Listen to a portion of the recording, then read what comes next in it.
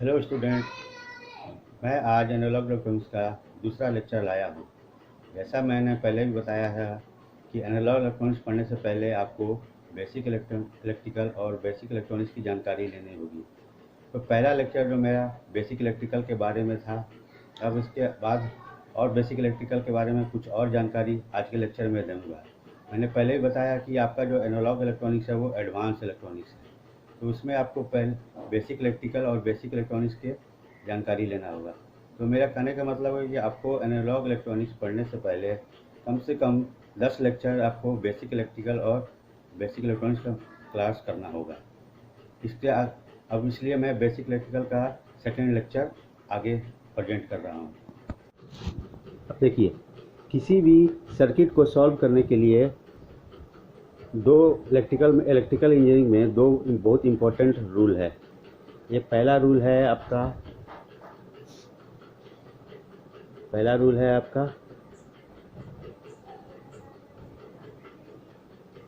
Current division rule.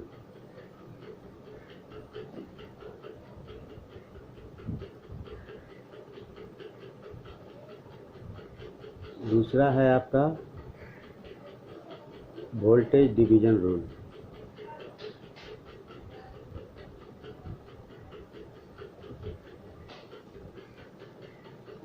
अब देखिए, current division rule जो होता है आपका पैरेलल सर्किट में आएगा। जब हम कोई पैरेलल सर्किट सॉल्व कर रहे हैं तो वहाँ पे हमको करंट डिवीजन रूल का ज़रूरत पड़ेगा। उसी तरह वोल्टेज डिवीजन रूल हमको सीरीज सर्किट में ज़रूरत पड़ेगा। तो देखिए, इसका दो इम्पोर्टेंट फार्मूला है। फार्मूला को आपको हमेशा ध्यान में रखना है। अब देखिए, करंट डिवीजन रूल में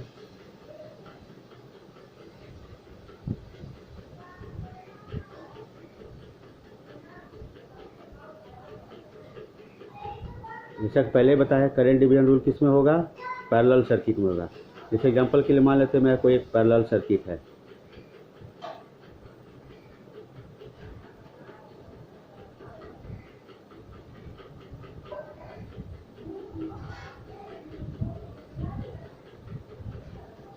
अब देखिए, ये मेरा एक पैरेलल सर्किट है। इसमें देखिए मेन करंट मेरा आई फ्लो कर रहा है। अब यहाँ से ये दो ब्रांच है, तो दो पार्ट में आपका जो है करंट डिवाइड हो गया। मान लेते हैं ये रेजिस्टेंस R1 है और ये R2 है। तो इसका बहुत इम्पोर्टेंट फार्मूला है। अभी ये दोनों करंट जो डिवाइड हो रहा है वो करंट का वैल्यू क्या होगा, मैग्नीट्यूड क्या होगा, इसको कैसे हम, इसके लिए फार्मूला है।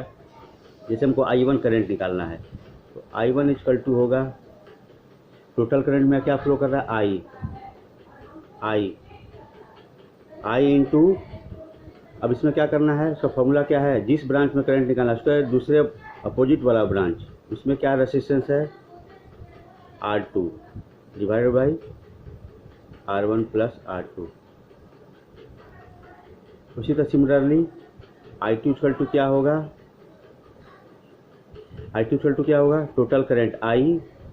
अब इस ब्रांच में हम करंट निकाले थे तो इसके दूसरा ब्रांच में क्या रेजिस्टेंस है, R1 divided by R1 plus R2। ये है करंट डिवीजन रूल। ये बहुत यूजफुल है आपको आगे, जब एनालॉग इलेक्ट्रॉनिक्स में जब सर्किट सॉल्व करेंगे तो हमको ये सब का ज़रूरत पड़ेगा। ठीक है। अब उसी तरह नेक्स्ट है हमारा वोल्टेज डिवीजन रूल।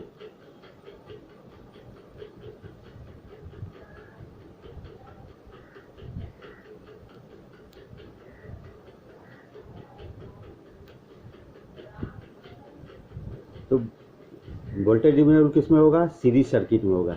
देखिए इसका क्या फार्मूला होता है। देखिए मान लेते हैं कोई एक मेरा सीरीज सर्किट ये है।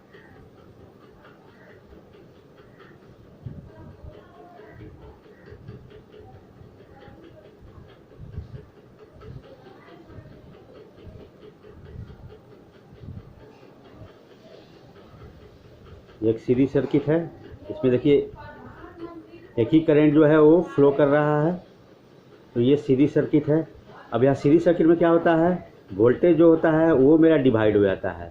तो इसका वोल्टेज क्या होगा, इसका फॉर्मूला, जैसे मान लेते हैं कि यहाँ ये R1 के क्रॉस जो है ये पोटेंशियल अलग होगा।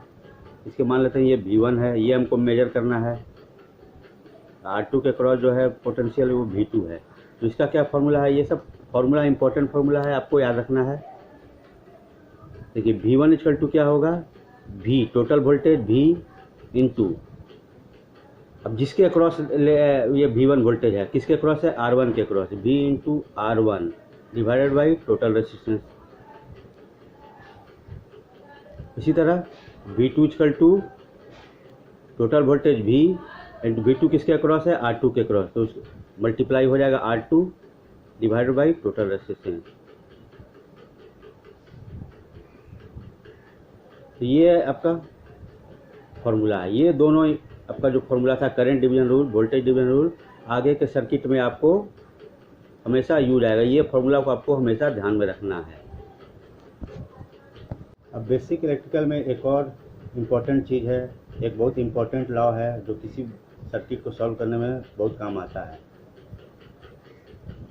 वो है आपका किरचॉफ्स लॉ।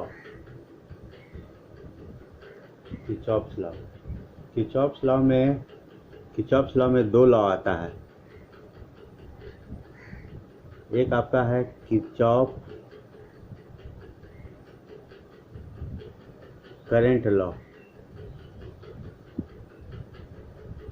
दूसरा है आपका Kirchhoff voltage law.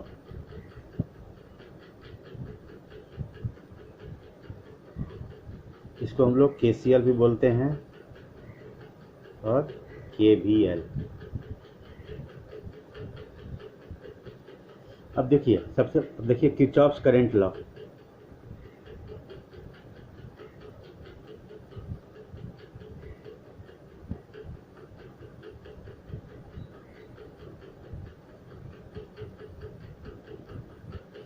Kirchhoff's current law कहता है कि किसी भी नोड पे all algebraic sum of current is zero.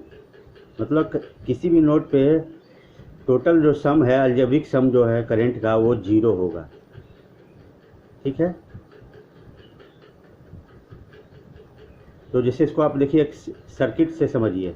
मान लीजिए कोई एक नोड ये है, इस नोड से बहुत सारा करंट है, इस नोड पे बहुत सारा करंट का पाथ है, कोई आ रहा है कोई जा रहा है। ठीक है, जैसे ये करंट, ये एक नोड है, इस पर मान लीजिए ये 5 पाथ है आ रहा है। अब उसमें बहुत सारा करंट जो है इनकमिंग आउटगोइंग हो सकता है। मान लीजिए ये वाला ये इनकमिंग है, इसका नाम दीजिए I1, ये आउटगोइंग है I2 है, ये I3 है, इनकमिंग हो रहा है। फिर एक और मान लीजिए ये इनकमिंग हो रहा है, फिर एक ये आउटगोइंग हो रहा है। तो किरचॉफ्स करंट लॉ बोलता है कि ये अलजेब्रिक सम, अब ये सारे करंट का अलजेब्रिक सम जो है वो जीरो होगा। अलजेब्रिक सम का मतलब कि अब ये साइन से मतलब है। अलजेब्रिक सम का मतलब ये हुआ कि जैसे अगर किसी एक को हम रेफरेंस लिए हुए कि मान लीजिए ये इनकमिंग करंट जो है उसको अगर हम पॉजिटिव मान लें तो आउटगोइंग क्या होगा, निगेटिव हो जाएगा। तो कहने का मतलब अलजेब्रिक सम इसका क्या हो जाएगा, अगर हम I1 को हम अगर रेफरेंस लिए पॉजिटिव डायरेक्शन में तो I1 प्लस, अब I2 क्या है, आउटगोइंग हो रहा है, तो इसका डायरेक्शन क्या हो जाएगा, I2 हो जाएगा, प्लस I3 इनकमिंग है, फिर I4 भी इनकमिंग है। अब देखिए I5 जो है आउटगोइंग है, तो ये हो जाएगा minus I5 is equal to 0।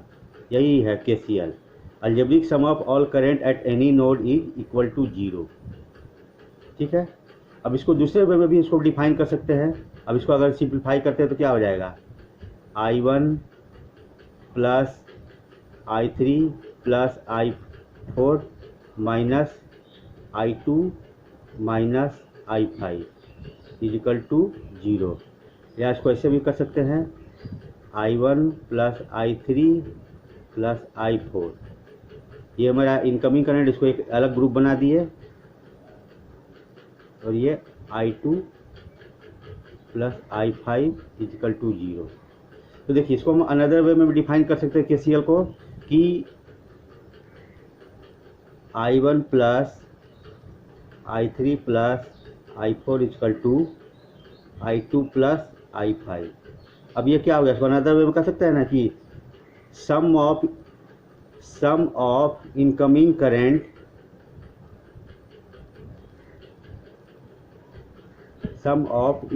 Current is equal to sum of outgoing current.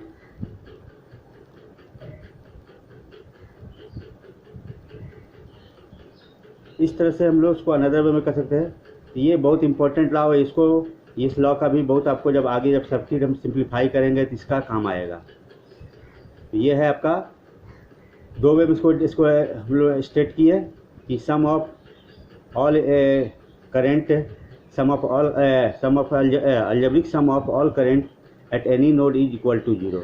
या इसको दूसरे वे में कर सकते हैं at any node sum of incoming current is equal to sum of outgoing current. ये हो गया KCL। अब देखिए दूसरा लॉ जो बता रहे थे कर रहे थे KVL।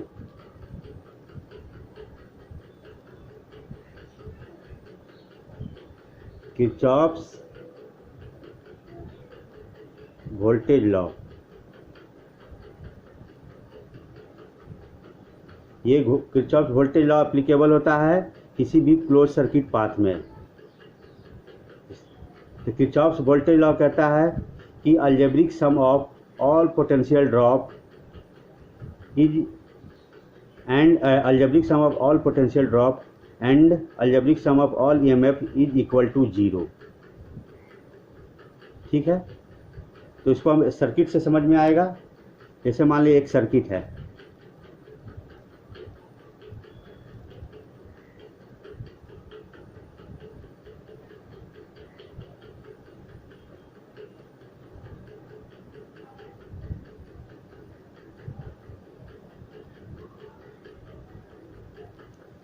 ये एक सर्किट है।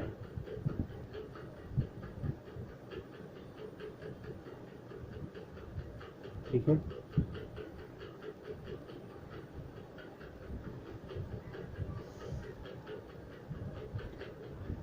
अब इसके किरचॉफ्स वोल्टेज लॉ के अनुसार क्या कर रहे हैं कि sum of all potential drop and EMF is equal to 0।